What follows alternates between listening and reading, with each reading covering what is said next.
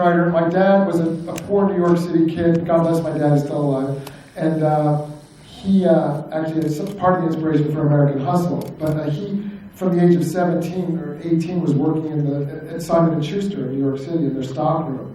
And then he became a salesman, so books were always in our house, you know.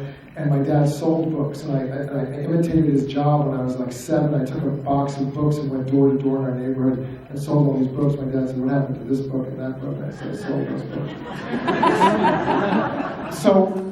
So literature was always a big deal in our house, even though my dad was sort of in the sales end of it. It was very well revered in our house. So all the writers, you know, many great American writers and writers from around the world were very important to me. And so then I was always a writer.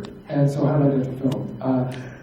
Long story short, I just think if you're either kind of an impresario, for me, like a ringleader, like I started a newspaper in high school, you know, I'm like that guy, like the Max Fisher guy. You know, I'm like, I'm going to start a newspaper. Let's start a newspaper.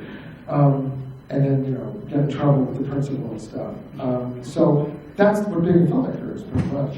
I mean, you get a bunch of people around you and you have a vision and you have to keep everybody inspired and happy and push the vision uphill. So it was when I was in my 20s, I kind of took this, I was doing work as a political organizer in Massachusetts, and I used video equipment to document really bad housing conditions in the state of Maine, which many people don't know is almost as poor as like Alabama, because it's in New England, it doesn't feel poor.